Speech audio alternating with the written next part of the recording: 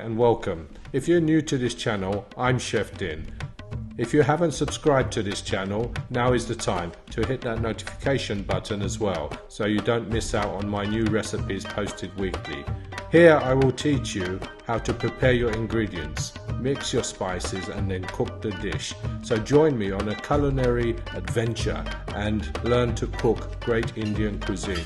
With my knowledge and experience of over 40 years as a master chef and restaurateur, I will also share with you trade secrets. So let's not waste any more time and let's cook. Hi everyone, welcome back to my channel. I'm Chef Din. This is a time to pause the video and basically get all your ingredients together as shown here in the picture. Once you've got that, we can start. Make sure your chicken is well drained and there's no water left in the chicken. And if you're using frozen garlic and ginger like I am, let it defrost fully before you start. Right, in a big bowl, get your chicken and your garlic and ginger paste all mixed in together. This is one of the first stages. And then add your salt and so on. This is a really nice dish, and before I start, this is a coriander and green chili. So what I've done is added 2 green chili and coriander and a couple of tablespoons of vegetable oil. Blend that up into a nice fine paste. Then add your coriander powder and your cumin powder and garam masala. This is going to give great flavors to this dish, and you will really enjoy it. Add some sugar as well to balance it out, which is important. And the only red chili is the Kashmiri chili, what also gives it color. It's quite mild, so don't worry about being too hot. It won't be, it'll just be full of flavor. Mix that all in. It's very important we do this in a couple of stages, as you can see. Then add your lemon juice. What we're going to do is marinate this chicken and leave it overnight, at least 24 hours, and it'll be just beautiful when you cook it, and you'll really enjoy this recipe. I've managed to scale it down so that it's a smaller quantity. This will feed probably about 10 people nicely, with some rice and some vegetable curry. And if you're lucky to have a tandoor, you can make some naan bread as well to go with it. But make sure you heat the naan tandoori oven up really well, because if it's not the right temperature, things don't cook very well, and you have to make sure it's that hot where you put your hand in the oven and basically you can't keep it in. So as you put it in, you can feel the heat. This is a Kashmiri paste and also a tandoori paste I've just put in, roughly about 65 grams of each one. This will give it added flavor. If you haven't got it, then don't worry about it, just leave it out, because in the old days there was no paste. It was all done with powders and garam masala and so on. So you don't have to put these pastes in. They're there to make it easier for chefs and also give a bit extra flavor. So if you haven't got it, don't use it. If you got it, put it in. So it's Kashmiri paste and Tikka paste we're using here. So give that a good mix and mix it well in so the chicken really absorbs all the spices. Before the last process, what we're going to do is just add the yogurt and the oil just to finish off. So this is a very quick mix of spices to create this marinade. And once you've done it, just put it in a bowl and put a cling film over it and stick it in the fridge for 24 hours. You can keep it up to 48 hours, it's not a problem. I actually kept this one for 48 hours. And the chicken is really tender and full of spice. And everyone at my dinner party enjoyed it. So I'm going to add a little bit of colour, food colouring. This is food colouring which is no flavour or taste or anything. If you haven't got it, it's okay, don't put it in. I just put it in just for, say, it looks nice. And I'm putting in also some mint sauce. This is quite good. And if you've got the mint sauce, you can also make your mint sauce with yogurt. I have a video showing that, so you can watch that and make yourself some mint sauce to go with it as a dressing. So there's the yogurt going in. We're nearly finished now. This process doesn't take too long, and before you know it, it's already mixed up. This is mustard oil I'm using, roughly about 4 tablespoons of mustard oil. If you haven't got mustard oil, don't worry about it. You can put olive oil, you can put vegetable oil, but nice is mustard oil. It's more authentic Indian. But if you haven't got it, I've often put oil, just normal vegetable oil, because I haven't got mustard oil at the time, and not many people knows the difference whether you've got it or not. So anyway, put it in a small bowl what will fit in the fridge, and leave it overnight, ready to use the following day. And that's it. That's the first stage done before we make our shashlik the following day. So put it all in nicely and cover it with cling film so it's nice and tight. But otherwise your fridge will smell of chicken tikka. So here you go. This is what I do. I just put a bit of cling film over it and make it tight like a drum, and that stops any odours coming out and contaminating all your other food. That's it. Perfect. All ready. That was quick. Didn't take too long. The only time you need to get this ready is the preparation time, like cutting the chicken, which takes time. Anyway, before we start our chicken shashlik, get some of the sauce what we've made and put it over your onion, pepper and tomatoes, like you see here. And so look, about a teaspoon of salt, just sprinkle it over, mix it all in, incorporate all the flavours in the onions and the peppers and the tomatoes. This will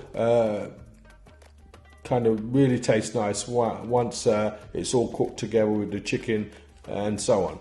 So then we have to skewer it up just like this. I'm going to cook these shashlik in the tandoor. So measure how far you can put the chicken and the vegetables on, because it has to sit in the oven. So if it's too low, it'll be too close to the charcoal. If it's too high, it's not going to sit in the oven correctly. It's going to come out the top. So you put 1 tandoori sheet of chicken and tikka and put it in the oven and see if it fits nicely first before you start skewering all of them. And take your time with this process, because you don't want it to all fall off or anything. So put the tomato first at the top, and then your onion, chicken, pepper, then another piece of tomato, then onion, pepper, so on. It's roughly about 2 pieces of pepper, 2 pieces of onion and 2 pieces of tomato. As you can see the size of the pepper and the onion, we don't want to make them too big. We want to keep everything same size. So put the tomato as well at the end near enough, and then the chicken. So be careful, because once the tomato is cooked, it's very soft, so we don't want it all falling off, and then finish off with another piece of onion. So roughly it's about 3 pieces of onion, 2 pieces of pepper I've put on here, and 6 pieces of chicken, as you can see. Then do the rest of your skewers.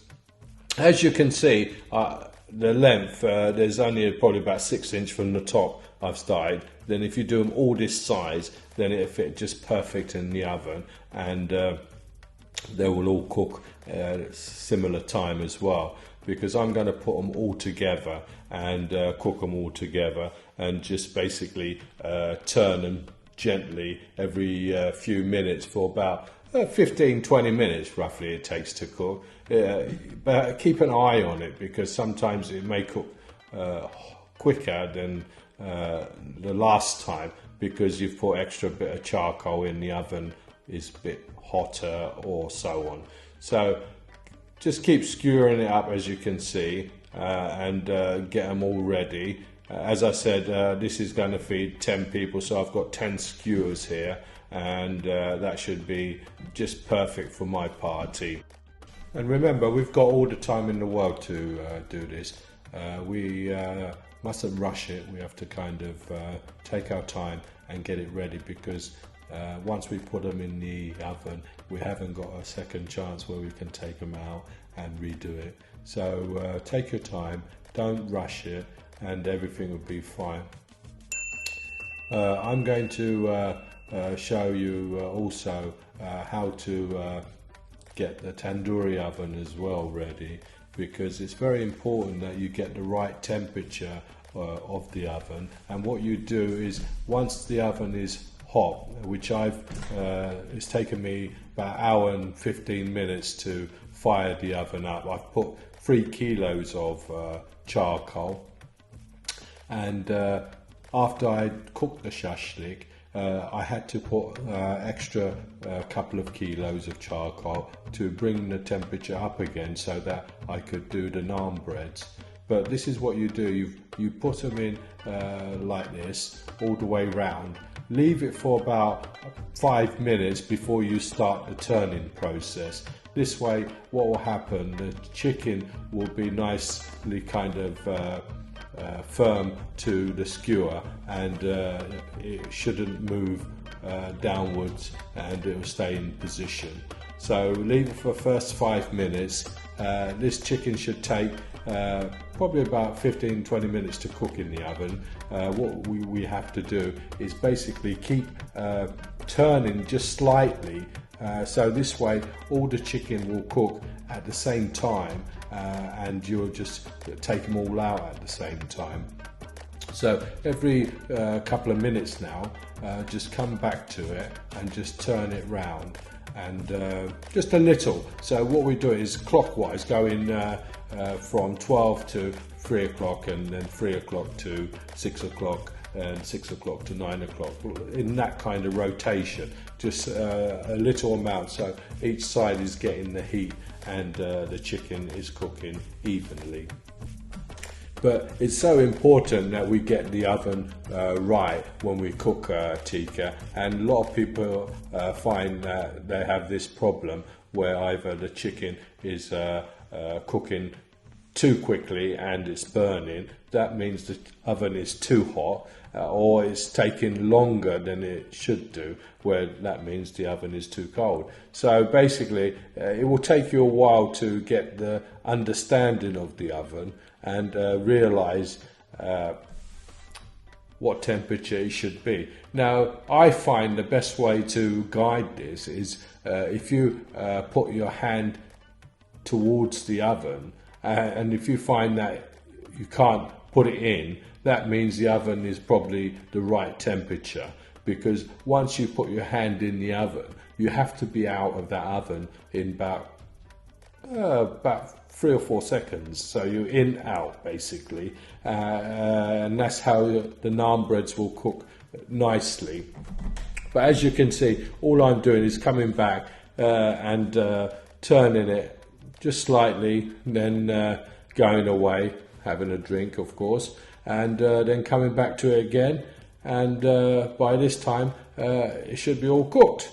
So now I'm taking them out, and you can also take them out probably about 5 or 6 minutes before you need to use them, and put them on a tray, and then put them back in just before you start to serve for another 5 minutes, just to brown them off. This way you can ensure that you've got the temperature correct in your oven to make the naan breads as well. So you could make the naan breads, then put them back in, and basically reheat them, and then serve with your naan breads already ready. So organise yourself the best way to get everything nice and hot for your guests. Anyway, that's my chicken shashlik. I hope you enjoyed this recipe, and if you haven't subscribed to my channel, this is the time to do it, and press the notification button as well, then you'll get notified when I release my new recipes, which I do every week, and also any problems, please message me, and I'll do my best to help you if I can. So anyway, enjoy my shashlik, and I hope to see you soon. Take care. Bye for now.